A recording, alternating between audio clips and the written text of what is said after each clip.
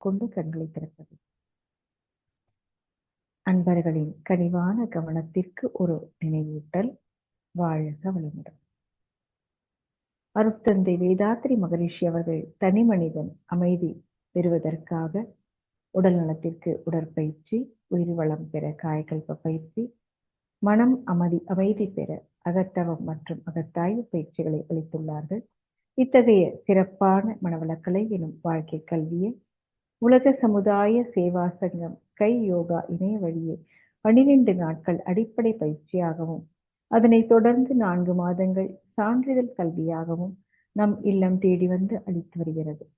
இந்த சிறப்பான செய்தியினை நமது உறவுகளிடமும் நட்புகளிடமும் பகிர்ந்து அனைவரும் உடல் நலத்துடன் ஆரோக்கியமாக அமைதியாக வாழ நம்மால் ஆன சிறு உதவியினை செய்வோம். மகரிஷியின் கனவாம் உலக அமைதிக்கு நம்மால் இயன்ற சிறு தொண்டினை செய்து குருவின் கனவினை நனவாக்குவோம்.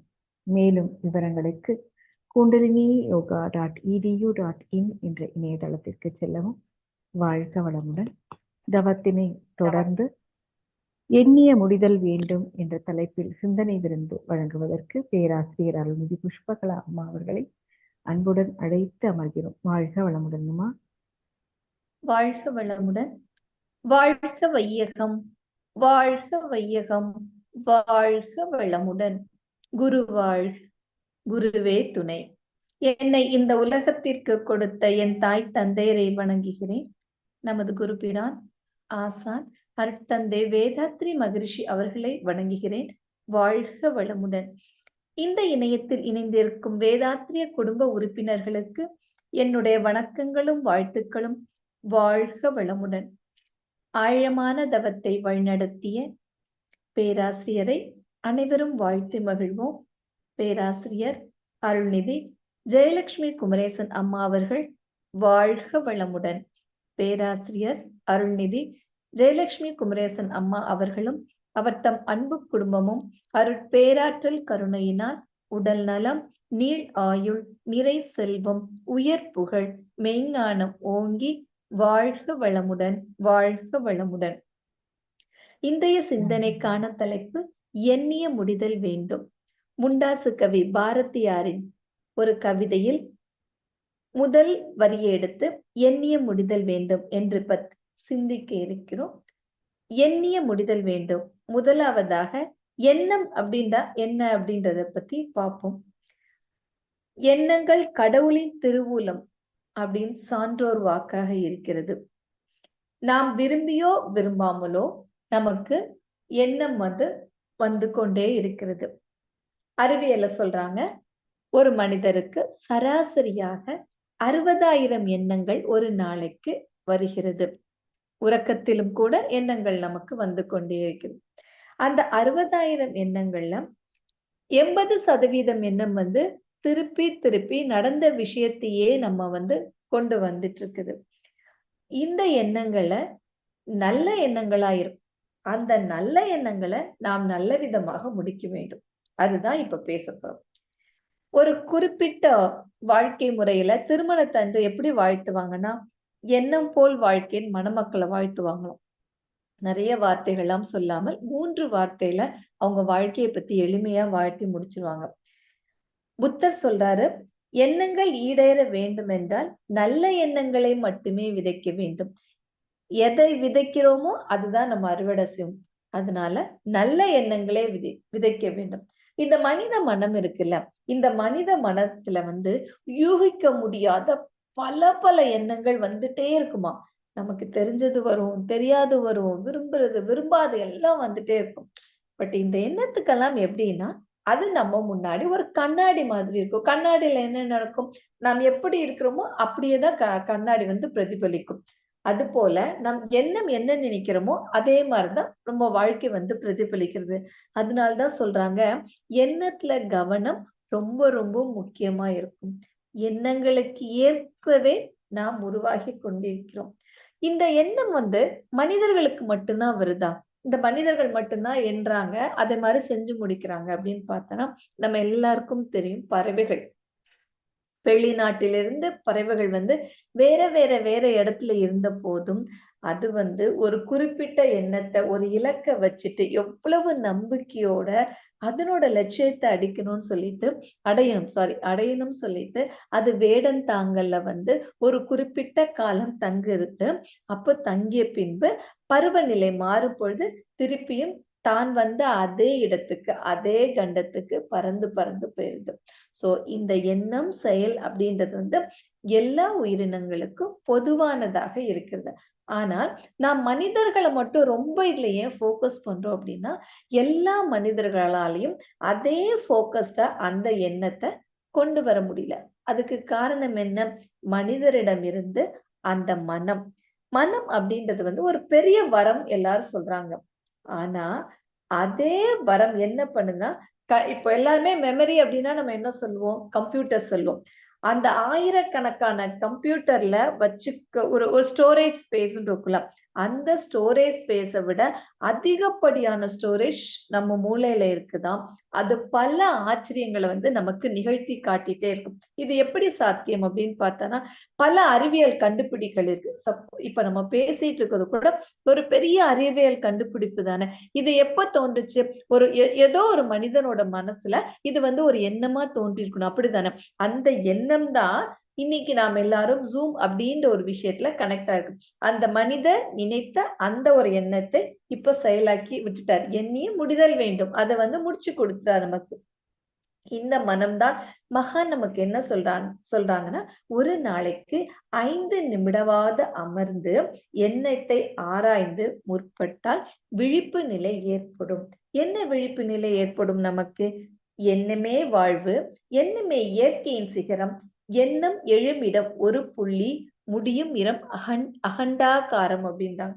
ஒரு சின்ன புள்ளியில தோன்ற அந்த எண்ணம் அது உலகம் முழுவதும், இந்த பிரபஞ்சம் முழுவதும் வியாபிச்சு செயலாக வாய்ப்பு இருக்குதுன்னு சொல்றாங்க. முதலாவதாக நமக்கு ஒரு சின்ன எண்ணம் மாதிரிதான் இருக்கும். அந்த எண்ணம் என்னவா இருக்குன்னா சொல்லாக மாறுகிறது. அந்த சொல் செயலாகிறது. அந்த செயல் நம்முடைய பழக்கமாகிறது. நாமவே எடுத்துக்கோமே, இரவு தூங்கும் போது என்ன வச்சுட்டு படுக்கிறோம்? நாளை காலையில முழிச்சோடனே ஒழுங்கா எக்ஸசைஸ், காயக்கல்பம், தவம் பண்ணணும் அப்படின்ற எண்ணத்தை வச்சுட்டு படுக்கிறோம். படுக்கும் போதே நமக்காக சுய சங்கல்பம் செய்கிறோம். அந்த சுய சங்கல்பம் செய்துட்டு நம்ம அந்த சப்கான்சியஸ் ஸ்டேட்ல நம்ம தூங்கும் பொழுதும் அடுத்த நாள் காலையில நாம் அதாவது நாமாவே அதை செய்வோம். நம்மளோட நேச்சர் கால்ஸ் எல்லாம் முடிச்சுட்டு என்ன பண்ணிடுவோம்? எக்ஸசைஸ், மெடிடேஷன், காயக்கல்பம் முடிச்சிரும். இது ஒரு குறிப்பிட்ட நாள், ஒரு 21 நாள் செய்யும் பொழுது அது நமக்கு பழக்கமாக மாறிவிடுது. இந்த செயல்லாம் செய்யும் பொழுது இதுக்கு ஒரு பை ப்ராடக்டா ஒரு கேரக்டர் நமக்குள்ள ஃபார்ம் ஆகுதுல.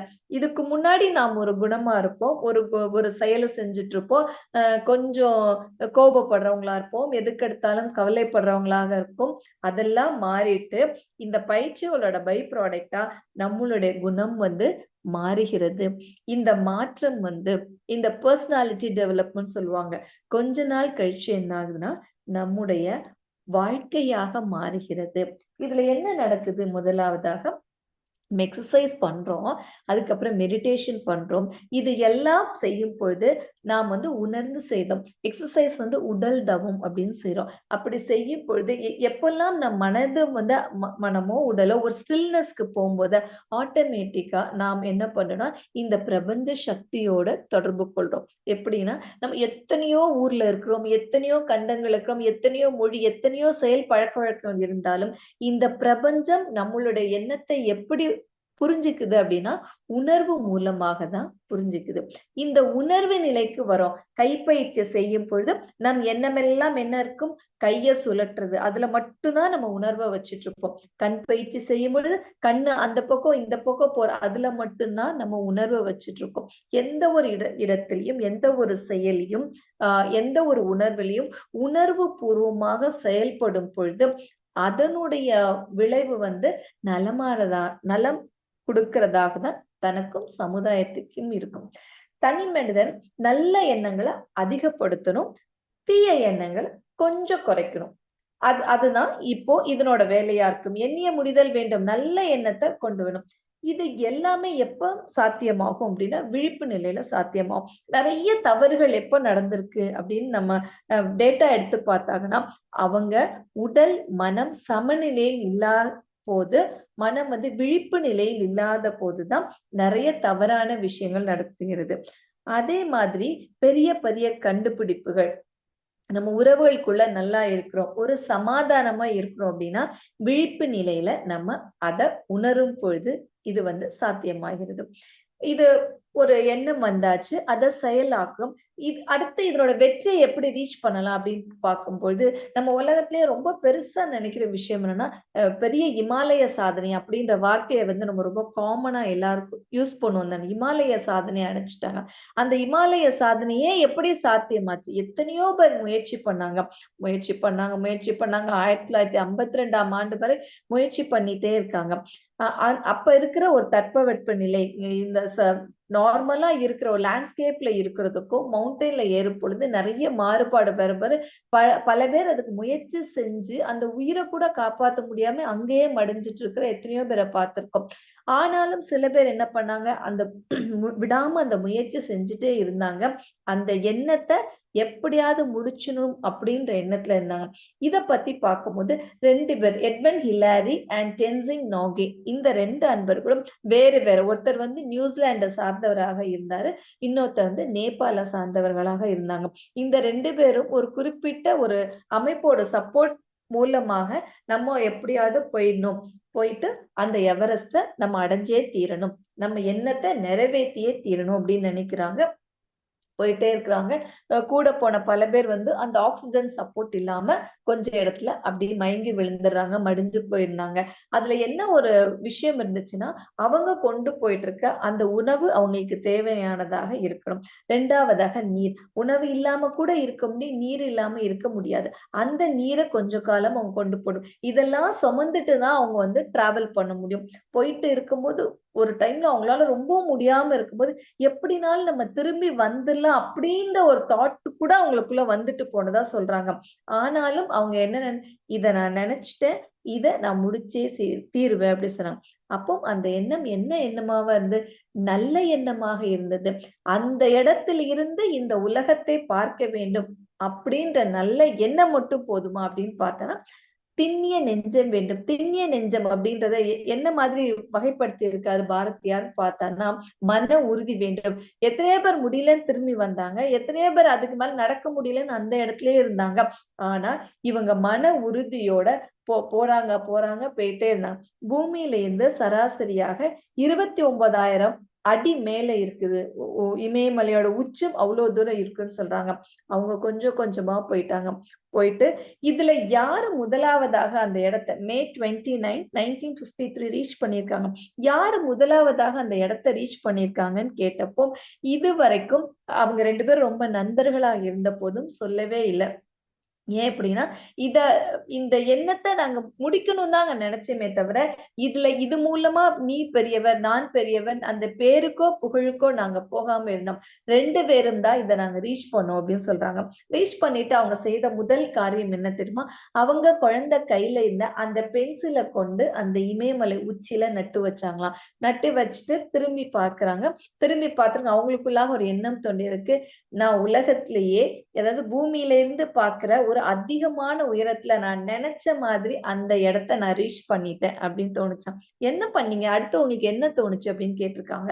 கேட்கும்போது அவங்க சொன்னாங்களாம், அங்கு எனக்கு ஆழ்ந்த பெருமூச்சு விடணும் அப்படின்னு தோணுச்சாம். ஏன்னா போகும்போது ஆக்ஸிஜன் குறைய குறைய அவங்களுக்கு வந்து மூச்சு திணறல் ஏற்படுறது அப்படின்றது வந்து ரொம்ப தவிர்க்க முடியாத ஒரு விஷயமா இருக்குது. அங்க போன பின்பு எது இல்லையோ அது வந்து அதிகமா நாங்க பிரீத் பண்ணி வெளிய விட்டப்போ ஒரு சந்தோஷம் கிடைச்சதுல, அந்த சந்தோஷத்துக்கு வந்து எதுவுமே ஈடு இணையாகாது அப்படின்னு சொல்லிட்டு அவங்க கீழ வந்தாங்க. அப்படியே இருந்துட்டாங்கன்னா 2 பேரும் வேற வேற தொழில் பண்ண ஆரம்பிச்சுட்டாங்க. அதாவது டென்சிங் வந்து என்ன பண்ணாருன்னா இமயம் எப்படி மவுண்டனை கிளைம் பண்றது, அதை எப்படி அச்சீவ் பண்றது, அது மூலமா அவங்க உயர்த்தினாங்க. எக்மெண்ட் என்ன பண்ணாருன்னா ஒரு நிறைய ஸ்கூல்ஸ் வச்சுட்டு அதுல குழந்தைங்களை எப்படி எஜுகேட் பண்ணணும் அது மூலமாவும் பண்ணாங்க. இந்த 2 பேருக்கும் அவங்க எண்ணம் தாண்டி அடுத்த சமுதாயத்துக்கு நம்ம என்ன பண்ண போறோம் அப்படின்ற ஒரு நோக்கம் தான் அவங்களுக்குள்ளாக இருந்துச்சு. இதே மாதிரிதான் நம்ம மகானும் என்ன சொல்றாங்க, அவரவர் வாழ்க்கையின் சிற்பி அவரவர் எண்ணங்களே. அந்த எண்ணம் வந்தா மட்டும் போதாது, அதை எப்படி முடிச்சு ஒரு சக்சஸிவ் பர்சனா நான் இருக்கணும் அப்படின்ற அந்த செயலை நோக்கி நாம் பயணிக்க வேணும். மகான் வாழ்க்கையில நடக்காத விஷயங்களா நாம எல்லாருக்குமே தெரிஞ்ச விஷயம். இயற்கை என்னும் பேராட்டக்காரனுக்கு எல்லாமே எடுத்தறியும் கற்கள் தான். எவ்வளவு முயற்சி பண்ணி எவ்வளவு கஷ்டங்கள் வந்த போதும் மகானோட எண்ணம் என்னவா இருந்துச்சு, இந்த உலக அமைதி பெற வேண்டும். இந்த உலக அமைதி பெறுவதற்காக என்ன பண்ணும், என்னிடமிருந்துதான் அந்த அமைதி தொடங்கணும். எந்த ஒரு மாற்றமும் நம்ம இடமிருந்துதான் தொடங்க வேண்டும். அப்ப முதல்ல மகானுக்கு தெரிஞ்ச விஷயம் என்ன அப்படின்னா, அவங்களோட எப்போதுமே தெரிஞ்ச ஒரு விஷயத்துல இருந்து தெரியாத ஒரு விஷயத்தை ரீச் பண்றது நமக்கு எல்லாருக்குமே ஒரு பழக்கப்பட்ட ஒரு விஷயம். மகானுக்கு தெளிவா தெரிஞ்ச விஷயம் என்னன்னா, இந்த உடல் அப்படின்ற ஒரு வாகனத்தை மூலமா தான் நான் இந்த வாழ்க்கையை பார்க்க போறோம். இப்போ விழிப்பு நிலை வந்து ரொம்ப முக்கியம். விழிப்பு நிலையில நான் செயல்படும் பொழுதுதான் என்னோட எல்லா எண்ணத்தையும் நான் சக்சஸ் ஆக முடியும். அப்ப விழிப்பு நிலை எங்கேருந்து தொடங்க வேண்டும், என்னுடைய உடலிலிருந்து தொடங்க வேண்டும். யோக வாழ்க்கையில இருக்கிற எல்லாரும் சொல்ல விஷயம் என்ன அப்படின்னா, யோக வாழ்க்கைக்கு நீங்க வந்துட்டீங்கன்னா சாத்வீகமான உணவு உண்ண வேண்டும். என்ன சாத்வீகமான உணவு வேண்டும், எளிதில் சீரழிக்கக்கூடிய ஒரு உணவுக்கும் இன்னொரு உணவுக்கும் குறைந்தபட்சம் 5 மணி நேரம் இடைவெளியில் அந்த உணவு உண்ண வேண்டும். எளிமையான உணவு உண்ணும் போது 2-2.5 மணி நேரத்துல நமக்கு வந்து ஜீரணம் ஆயிடும். அதுக்கப்புறம் 1 மணி நேரம் வயிறு காலியா இருக்கணும். அப்புறம் 1 மணி நேரம் பசிக்கணும். அதிலிருந்து 1/2 மணி நேரம் தான் உணவுக்கு நாம் தயாராகணும் சொன்னாங்க. அப்ப மகான் வந்து சாத்வீக உணவிலிருந்து இந்த சாதனையை தொடங்குனாங்க. என்ன பண்ணாங்க, வாழ்க்கையில பல ஆண்டு காலமாக 2 வேளை உணவு மட்டுமே உண்ணாங்க. சோ உலக அமைதிக்கு அவங்க ஆரம்பிச்ச முதல் படி என்னவான்னா உணவுல மாற்றத்தை கொண்டு வந்தாங்க. இந்த உணவு தான் உடலாக மாறுகிறது. ஒரு ஹெவி ஃபுட் சாப்பிடும்போது, ஒரு ஹை கேலரி ஃபுட் சாப்பிடும்போது என்ன ஆகுது, அதற்கான ஜீரண நேரம் வந்து ரொம்ப அதிகமா இருக்கு. அப்ப மைண்ட் வந்து வேலை பார்க்க மாட்டேங்குது. அதை ஜீரணிக்க ஒண்ணு வந்து நம்ம ரெஸ்ட் எடுக்க ட்ரை பண்ணுவோம். இல்லைன்னா நீண்ட நேரம் அப்படியே தூக்கத்துக்கு போகணும். இந்த 2 தான் செல்லப்படும். மகானுக்கு அது தேவையில்லை. விழிப்பு நிலையில இருந்து செயல்படும் பொழுதுதான் அவங்களோட எண்ணத்தை வந்து அவங்க சீக்கிரம் அச்சீவ் பண்ண முடியும்னு நினைச்சாங்க. அப்ப இந்த உண்ணும் உணவுல வந்து முதலாக மாற்றம் கொண்டு வந்தாச்சு. உணவு மட்டும் உடல்ல மாற்றத்தை கொண்டு வர முடியுமா அப்படின்னு கேட்டா அது மட்டும் போதாது. இந்த உடலுக்கான பயிற்சி கொடுக்க வேண்டும். உடல் வந்து அசையணும், மனம் வந்து அசையாம இருக்கணும் சொன்னாங்க. அதற்காக தான் உடற்பயிற்சி நமக்கு கொடுத்தாங்க. அவங்க இந்த உடற்பயிற்சி அவ்வளவு ஈஸியா நமக்கு கிடைச்சுதா, இந்த சமுதாயத்துக்கு கொடுக்கணும், இந்த சமுதாயத்துக்கு கொடுக்கணும். 40 வருட காலம் வந்து தன்னுடைய உடம்ப வந்து ஒரு கெமிக்கல் லேபா யூஸ் பண்ணி நமக்கு இந்த உடற்பயிற்சியை கொடுத்தாங்க. இந்த உடற்பயிற்சி செய்யும் பொழுது என்ன, பல விதமான ரசாயன மாற்றங்கள் நம்ம உடம்புல இருக்கறதுனாலதான் நமக்கு வந்து இந்த ஓட்டங்கள் எல்லாம் பிரச்சனை வருது. சோ இந்த ஓட்டங்கள் எல்லாம் சீர் செய்யறது மூலமாக இந்த ஓட்டங்கள் எல்லாம் சீர் செய்யணும் அப்படின்னா இந்த உடல்ல ஒவ்வொரு உறுப்புக்கும் பயிற்சி கொடுக்கணும். அந்த ஒவ்வொரு உறுப்புக்கும் பயிற்சி கொடுக்கும் போது அந்த அணு அடுக்குகள் வந்து சீரமைக்கப்படும். அது சீரமைக்கப்படும் பொழுது எல்லா ஓட்டங்களும் சீராக இருக்கும். அப்போ அடுத்து உடம்புக்கு என்ன தேவை செய்து முடிக்க ஆரம்பிச்சிட்டாங்களா. 3வதாக மனம். மனது வந்து பொக்கிஷம். மனதுல அதை விதைக்கலாம், மனதுல இதை வைக்கலாம், நல்லதே செய்யும் சொன்னா கூட அதாவது ஒரு மகான் என்ன சொல்லி சிவானந்தர் அப்படின்றவர் என்ன சொல்றாங்கன்னா, இந்த பிரபஞ்சத்துல 80% நல்ல அலைகளே இருக்கிறது. அதாவது பாசிட்டிவ் வைப்ரேஷன் மட்டும்தான் இருக்கிறது. 20% நெகட்டிவ் வைப்ரேஷன் இருக்கு. இந்த 80% பாசிட்டிவ் வைப்ரேஷனும் மனிதனோட மனத்துலதான் இருக்குது. 20% நெகட்டிவ் வைப்ரேஷனும் இந்த மனிதனோட மனதில் இருந்துதான் வருது. சப்போஸ் இது முழுசா 100% மாத்தி விட்டா இந்த பிரபஞ்சம் முழுவதும் வந்து ரொம்ப ஒரு ஆனந்தமான ஒரு வீடாக, ஒரு அற்புதமான பிரபஞ்சமாக மாற்ற வேண்டும் அப்படின்றதா அந்த சிவானந்தர் வந்து போதித்தாரு. பட் அவர் காலத்துல முழுசா நம்மளால அச்சீவ் பண்ண முடியாதத நம் மகான் காலத்துல எடுத்தாரு. இப்ப இந்த மனதுக்கு ஏதாவது பயிற்சி கொடுக்கணும். இந்த பயிற்சி கொடுப்பதன் மூலமாக இந்த மனம் அமைதி அடையும். எப்படி அடையும் அப்படின்னா, அந்த ஓட்டத்தை படிப்படியா குறைக்கும் பொழுது நம் ஆகினை தவம் செய்தோம். ஐம்புலன்கள் வழியாக இயங்கிட்டு இருந்த அந்த மனமானது ஆகினையில வந்து ஒரே புலனா நோக்கி வந்து பயிற்சி பண்ணிட்டே இருக்கும். அப்போ வந்து அதனோட ஃப்ரீக்குவன்சி வந்து கொஞ்சம் கொஞ்சமா கம்மியாச்சு. துரியத்துல போகும் பொழுது என்ன ஆச்சுன்னா, மனம் வந்து முழுவதுமாக ஒடுங்கி அந்த இறைநிலையை நோக்கி நம்மை அறியாமலே பயணிக்க தொடங்கிறோம். ஆல்பா ஸ்டேட்டுக்கு ஒன்ஸ் மைண்ட் எப்ப வருதோ அப்பொழுதுதான் விழிப்பு நிலை ஏற்படுது.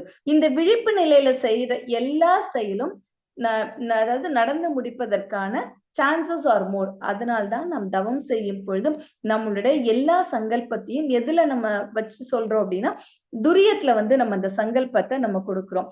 இப்ப துரியத்துல இருந்து நம்ம செய்யும் பொழுது தீய எண்ணங்கள் வந்து படிப்படியா நம்மளை விட்டு போயிட்டே இருக்குது. நல்ல எண்ணங்கள் வந்து அந்த பிரபஞ்ச சக்தி நம்ம மேல எப்ப படுதோ அப்ப வந்து நல்ல எண்ணங்கள் நமக்குள்ளாக வருகிறது. நல்ல எண்ணங்கள் வரும் பொழுது நாம் வந்து நல்ல முடிவுகளை இந்த வாழ்க்கையில் பார்க்க முடிகிறது. இப்போ என்ன ஆகுது, இதெல்லாம் வரும் பொழுது நமக்குள்ளாக ஒரு நம்பிக்கை, ஏற்கனவே கூறியபடி பிரபஞ்சத்துக்கும் நமக்கும் உண்டான மொழி உணர்வு, அந்த உணர்வு என்ன உணர்வா மாறுது, நம்பிக்கையோட உணர்வா மாறுகிறது. இது என்னால் செய்ய முடியும். படற்கை நிலையில் மனம் செயல்படும் பொழுது என்ன நல்ல எண்ணங்கள் நமக்கு கிடைக்கிறது. இது எல்லாம் நம்மளுடைய மனமாகட்டும், நம்மளுடைய உடல் ஆகட்டும், இதை தாங்கி இருக்கிறது என்ன, அந்த உயிர். அந்த உயிர் அப்படின்ற சோர்ஸ்ல தான் இது எல்லாமே டிராவல் பண்ணிட்டு இருக்கு. ஆகவேதான் இந்த உயிரை வந்து வளப்படுத்தணும். இந்த உயிர் வளமாக இருந்தா மனம் சமமாக இருக்கும். மனம் சமமாக இருந்துச்சுன்னா நம்ம உடல் வந்து நலமாக இருக்கும். அதனால்தான் மகான் நமக்கு காயக்கல்ப பயிற்சியை கொடுத்தாங்க. எல்லார்ட்டும் பொதுவா சொல்லுவாங்களாம், எதுவுமே கொடுக்காட்டாலும் குழந்தைகளுக்கு குறைந்தபட்சம் காயக்கல்ப பயிற்சியை கொடுத்துருங்கன்னு சொல்லுவாங்களாம். அந்த உயிரை மட்டும் வளப்படுத்திட்டோம்னா மத்த எல்லா விஷயங்களும் தனித்தனியாக செயல்பட ஆரம்பிச்சிடும். இந்த உயிரை வளப்படுத்துறதுனால மூளை செல்கள் ஆக்டிவேட் ஆகுது. உணவுனால ஒரு விழிப்பு நிலை கிடைக்கிறது, தவத்தினால ஒரு விழிப்பு நிலை கிடைக்கிறது, காயக்கல்ப பயிற்சியினால பெரிய பெரிய சயின்டிஸ்ட், பெரிய பெரிய மகான்கள், பெரிய பெரிய அவங்கள் கூட என்ன பண்ணுவாங்கன்னா, ஒரு குறிப்பிட்ட சயின்டிபிக் பண்றவங்க 13% ஆஃப் த அவங்களோட பிரெயின் தான் ஆக்டிவேட்டா இருக்குன்னு சொல்றாங்க. ஆனா காயக்கல்பம் செய்யறதுனால எவ்வளவு அதிகப்படியா அந்த மூளையை நம்ம யூஸ் பண்ண முடியுமோ அவ்வளவு அதிகப்படியான அந்த மூளை வந்து இந்த இளைஞர்களுக்கு கொடுக்கும் பொழுது, யூஸ் ஆகும் பொழுதும் இந்த சமுதாயம் பல பல நன்மைகளே கிடைக்கும். அந்த குழந்தைகளும் ஒழுக்கமான குழந்தைகளாகவும் இந்த சமுதாயத்துக்கு நன்மையே செய்யக்கூடிய குழந்தைகளாகவும் வளர்ப்பதற்கான வாய்ப்புகள் வந்து அதிகம். அதனால எல்லாரும் காயக்கல்ப பயிற்சியை கண்டிப்பாக கத்துக்கணும் அப்படின்னு சொல்றாங்க. அவரவர் வாழ்வின் சிற்பி அவரவர் எண்ணங்களே. நம்ம எல்லா பயிற்சிகளையும் நம்ம முறையா செய்து விட்டோம்னு வச்சுக்கீங்களேன், எனக்கு என்ன என்னுடைய வாழ்க்கையில் தேவை அப்படின்றது தெரியும். அதை விழிப்பு நிலையில் நான் போட்டு பார்க்கும் பொழுது இது எனக்கும் சமுதாயத்துக்கும் நல்லதா, தனக்கும் பிறருக்கும் தற்காலத்திலும் பிற்காலத்திலும் உடலுக்கும் உயிருக்கும் நன்மையே செய்யக்கூடிய செயல்களை மட்டுமே நாம் செய்வோம். அந்த செயல் வந்து தனக்கு மட்டும் இல்லாம இந்த சமுதாயத்திற்கு மட்டும் இல்லாமல் இந்த டோட்டல் உலகத்துக்கு, இந்த பிரபஞ்சம் முழுவதுமாக அது நல்ல அலைகளே குடிக்கும் அப்படின்றதுல வந்து எந்த விதமான மாற்று கருத்தும் இருக்காது. இப்ப டைட்டில நம்ம திருப்பி பார்ப்போம். எண்ணிய முடிதல் வேண்டும். இதெல்லாம் நம்ம பிராக்டிஸ் பண்ணிட்டோம்னா எண்ணிய முடிதல் வேண்டும். தன்னால நாம் நினைச்சது எல்லாமே நடக்கும். நல்லவே எண்ண வேண்டும். நல்ல எண்ணம் எப்ப வரும்? நாம் தவம் செய்யும் பொழுது நமக்கு நல்ல எண்ணம் வரும். தவம் செய்யும் பொழுது நம்ம துரியாதீத தவம் செய்யும் பொழுது நம்ம பதிவுகளாக தான் இந்த உலகத்துக்கு வந்திருக்கோம். அந்த 3 பதிவுகள், அந்த மும்மலங்கள் வந்து கம்ப்ளீட்டா நம்மளை விட்டு போயிட்டோம்னா நமக்கு நல்ல எண்ணங்கள் மட்டுமே வரும். தீய எண்ணங்கள் வருவதற்கு வாய்ப்பே கிடையாது. திண்ணிய நெஞ்சம் வேண்டும். இன்னைக்கு பல எண்ணங்கள் வருது. காலையில இருக்கிற அதே மூட்ல இருக்கிறோமா, அதே ஒரு எனர்ஜில இருக்கிறோமானா நம்ம இருந்ததில்ல வேதாத்திரியத்துக்கு வருவதற்கு முன்னாடி. ஆனா இன்னைக்கு நாம் ஒரே விதமான மனநிலையில இருக்கும். சில முடிவுகள் இருக்கும் பொழுது மன உறுதியோடு அதை எடுக்கிறோம். தெளிந்த நல் அறிவு வேண்டும். இந்த அறிவு அப்படின்னு சொல்லாம நல்லறிவு ஏன் அப்படின்னு பாரதியார் சொல்றதா ஒரு இன்ட்ரப்ஷன் படிச்சதை நான் ஷேர் பண்றேன். நல்லறிவு ஏனும். நல்ல அறிவு அப்படின்றது என்ன அப்படின்னு பார்த்தான்னா சிந்திக்கிற அறிவு. இந்த சிந்திக்கும் திறன் எப்ப வந்துச்சு? தவம் செய்யும் பொழுது, மன அலைச்சூழல் குறையும் பொழுது, விழிப்பு நிலையில் தான் நாம் சிந்திக்க ஆரம்பிச்சோம். அந்த சிந்திக்கிற அறிவை தான் இங்க பாரதியார் நல்லறிவு அப்படின்னு சொல்றாங்க. சிந்தனை மூலமாக பல பல மாற்றங்களை பல மிரக்கல்ஸ் அப்படின்னு சொல்லுவாங்களா, அந்த மாற்றங்களை எல்லாம் நம்ம இந்த சமுதாயத்துக்கு கொண்டு வர வேண்டும். அந்த சிந்தித்த அறிவு நல்லறிவு வேண்டுமானால் நாம் இந்த மகரிஷியோட பயிற்சிகளை தெளிவாக செய்யணும். மகரிஷிக்கு இந்த எண்ணம் வந்துச்சு, இந்த கனவு வந்துச்சு. உடனே அவங்களால பண்ண முடியுதா? எவ்வளவு ஒரு பொருளாதாரத்துல பிரச்சனையில இருந்தாங்க. அவங்கள நம்பி இருந்த நெசவாளிகளுக்கு பதில் சொல்ல வேண்டிய ஒரு சூழல்ல மகரிஷி இருந்தாங்க. ஆனா கூட மகரிஷியோட எண்ணத்தை எப்படியாவது முடிதல் வேண்டும் அப்படின்ற அந்த நம்பிக்கையினால ஒரு வருட காலத்துல பொருளாதாரத்தையும் சரி பண்ணாங்க. பொருளாதாரத்தை மட்டும் சரி பண்ணிட்டு இந்த சமுதாயத்துக்கு வந்தாங்க. இல்லறத்துல இருந்து அவங்க துணைவியாரையும் இந்த நிலையை அவங்க அக்செப்ட் பண்ண வச்சு, அவங்களுக்கு அது புரிய வச்சு, அப்படிலாம் செய்யும் பொழுது அவங்களுக்கு என்ன விதமான அந்த மன உறுதியும், இந்த இயற்கை மேல ஒரு நம்பிக்கையும் இருக்கும். அது மட்டும் அவங்க நிக்காம, அப்படியே சமுதாயத்துக்கு முழுவதுமாக தன்னை அர்ப்பணித்து தொண்டாற்றி நல்ல எண்ணங்களை விதைப்போம். அது நல்ல மாற்றங்களை கொடுக்கும். மகானோட நல்ல எண்ணம் என்னவா இருந்துச்சுன்னா, உலக அமைதி பெறணும். இந்த உலக அமைதி தனி மனித அமைதியிலிருந்து தொடங்கினா அது அப்படியே விரிஞ்சு விரிஞ்சு விரிஞ்சு இந்த பிரபஞ்சம் முழுவதும் அடைய முடியும் அப்படின்றதுக்காக தான் மகரிஷி அனைத்தையுமே பயிற்சிகளாக கொடுத்திருக்கிறார்கள். இந்த பயிற்சிகள் எல்லாம் செஞ்சுட்டு இருக்கோம். ஆனாலும் சில நேரங்கள்ல குடும்ப சூழ்நிலை காரணமாக, ஒரு தவறான புரிதல் காரணமாக நமக்கும் மனதில் ஒரு வேறுபாடு பாகுபாடு வருவது தவிர்க்கவே முடியாது. அந்த வேறுபாடு பாகுபாடு வரும் பொழுது நாம் என்ன பண்ணணும்னா இமீடியட்டாக அகத்தாய்வு செய்யறோம். அகத்தாய்வு செய்து அப்பப்போ நாம சரி செய்யும் பொழுது அந்த நல்ல எண்ணங்களோடையே நாம் வாழ்வோம். நல்ல விதைகளை விதைப்போம். நல்ல விதைகளை மட்டுமே அறுவடை செய்வோம். வேதாத்தியம் உலகம் முழுவதும் சென்று எவரெஸ்ட்ல இருந்து பார்க்கும்போது ஹிலாரிக்கும் டென்சிங்க்கும் எவ்வளவு ஒரு பிரமிப்பா இருக்குதோ, அதை விட பெரிய கனவு நம் மகானுக்கு இருக்குது. அந்த கனவாக தனி மனித அமைதியிலிருந்து உலக அமைதியை ரீச் பண்ணணும்னு சொல்லி அந்த கனவுக்கு நம்மால் ஆண்ட சிறு உதவி செய்து அனைவரும் எல்லா வளங்களும் பெற்று வாழ வேண்டும் என்று கூறி நல்லதொரு வாய்ப்புக்கு நன்றி. வாழ்க வளமுடன். தொண்டாற்றி இன்பம் காண்போம். வாழ்க வளமுடன். வாழ்க வளமுடன். வாழ்க வளமுடன். மிக சிறப்பாக எண்ணிய முடிதல் வேண்டும் அப்படிங்கிற தலைப்புல எல்லா விஷயங்களையுமே சொன்னீங்க. அந்த எவரெஸ்ட்ல எப்படி அவங்க மூச்சுக்காக ஏங்கி அந்த ஆக்சிஜன் வாங்கறதுக்கு அந்த ஏங்கினாங்களோ அந்த மாதிரி மகரிஷி அவங்களுடைய எண்ணமானது உலக அமைதி. அதுக்குண்டான விதையை அப்பவே விதைச்சிட்டாங்க. அதுதான் இப்ப விருட்சமாக வளர்ந்துகிட்டு இருக்கு.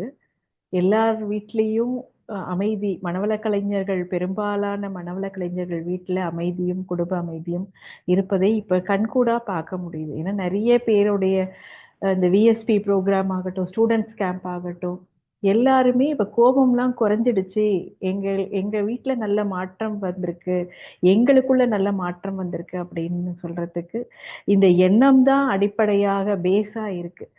அது நீங்க அருமையா சொன்னீங்க. காயகல்பம் மூலமா எவ்வளவு ஒழுக்க மேன்மை வருது அப்படின்றத சொன்னீங்க. அந்த மூளை எந்த அளவுக்கு சிறப்பாக செயல்படுது அப்படிங்கறது எடுத்து சொன்னீங்க. நல்ல எண்ணங்களை அதிகமாக்கணும், தீய எண்ணங்களை குறைச்சிக்கிட்டே வரணும் அப்படிங்கிறது. நல்ல எண்ணம் போட்டாலே ஆட்டோமேட்டிக்கா நீங்க சொன்னது நடக்க ஆரம்பிச்சிடும். விழிப்புணர்வுல நமக்கு எப்பவுமே மகரிஷி தீட்சை கொடுக்கும் போது உண்ணும் உணவு, அதாவது எந்த உணவை உண்ணும் பொழுதும், எந்த புலன் அனுபவத்தை பெறும் பொழுதும், நினைவை ஆகினை தீட்சை கொடுக்கும் போது ஆகினையிலும் துரிய தீட்சை கொடுக்கும்போது துரியத்திலும் வைத்து செயல்படணும் அப்படின்னு சொல்லியிருந்தாங்க. நினைவை வைத்திருக்க பழகிக் கொள்ள வேண்டும் அப்படின்னு சொல்லியிருப்பாங்க. அதுதான் நெற்றியில் உச்சியில் ஞாபகமா இருக்கும்போது இயல்பாகவே அந்த விழிப்புணர்வுல நமக்கு எந்த விதமான தீய எண்ணங்களும் வராது. நல்ல எண்ணங்கள் மட்டும்தான் நிலைச்சு இருக்கும். அதனாலதான் இந்த பயிற்சி தியானம் இதெல்லாம் தேவை மகரிஷி கொடுத்துருக்காங்கன்றது ரொம்ப சிறப்பாக எல்லா கவரேஜும் பண்ணி ரொம்ப தெளிவா சொன்னீங்கம்மா. ரொம்ப நன்றி. வாழ்க வளமுடன். தொண்டு சிறக்கட்டும். பேராசிரியர் அருள்நிதி. நன்றி நன்றிங்கம்மா. பேராசிரியர் அருள்நிதி புஷ்பகலா அம்மா அவர்களை வாழ்த்தி மகிழ்வோம். பேராசிரியர் அருள்நிதி புஷ்பகலா அம்மா அவர்களும் அவர் தம் அன்பு குடும்பமும் அருட்பேராற்றல் கருணையினால் உடல் நலம் நீளாயும் நிறை செல்வம் உயர்ப்புகள் மெய்ஞானம் ஓங்கி வாழ்க வளமுடன் வாழ்க வளமுடன் வாழ்க வளமுடன். மிக்க நன்றிங்கம்மா. ரொம்ப சிறப்பா சொன்னீங்க. ஸ்கை ஆன்லைன் மெடிடேஷன் தினசரி நிகழ்வுகள் பற்றிய அறிவிப்புகள். காலை 5 மணிக்கு மகரிஷியின் பாடல்கள், 5:30க்கு தவம், தொடர்ந்து 6 மணிக்கு வீடியோ மற்றும் ஆடியோவில் உடற்பயிற்சி வகுப்பு இடம்பெறுகிறது. அதை பார்த்து கொண்டே நாமும் செய்யலாம். மாலை 6 மணிக்கு மகரிஷியின் பாடல்கள், 6:25க்கு மாலை நேர காய்கல்ப பயிற்சி, 6:30க்கு தவம், 7 மணிக்கு சிந்தனை, 7:30 மணிக்கு உலக நல வாழ்த்துடன் நிறைவு. பிரதி சனிக்கிழமை மாலை தவத்தினை தொடர்ந்து 7 மணிக்கு 7 மணி முதல் 7:30 மணி வரை ஐயம் தெளிதல் நிகழ்வு நடைபெறுகிறது. பிரதி ஞாயிறு மாலை 7 மணி முதல் 7:30 மணி வரை சிறப்பு சிந்தனை. உலக நல வாழ்த்துடன் இன்றைய அமர்வினை நிறைவு செய்து கொள்வோம். உலகமெல்லாம் பருவமழை முத்தபடி பெய்யட்டும், உழவரெல்லாம் தானியத்தை உவப்புடனே பெருக்கட்டும், பல தொழில்கள் புரிகின்ற பாட்டாளி உயரட்டும், பகுத்துணர்வில் தொகுத்துணர்வு பண்பாட்டை உயர்த்தட்டும், கலகங்கள் போட்டி பகை கடந்தாட்சி நடக்கட்டும், கல்லாமை கடன் வறுமை களங்கங்கள் மறையட்டும், நலவாழ்வை அளிக்கும் மே ஞான ஒளி வீசட்டும், நம் கடமை அறவாழ்வின் நாட்டத்தே சிறக்கட்டும், நம் கடமை அறவாழ்வின் நாட்டத்தே சிறக்கட்டும், நம் கடமை அறவாழ்வின் நாட்டத்தே சிறக்கட்டும். வாழ்க வையகம், வாழ்க வையகம், வாழ்க வளமுடன். அமைதி அமைதி அமைதி. மனமகிழ்வோடு இன்றைய நிகழ்வினை அனைவரின் அனுமதியோடு நிறைவு செய்து கொள்கிறோம். வாழ்த்து கூறிய அனைவருக்கும் மனமார்ந்த நன்றிகள். வாழ்க வளமுடன்.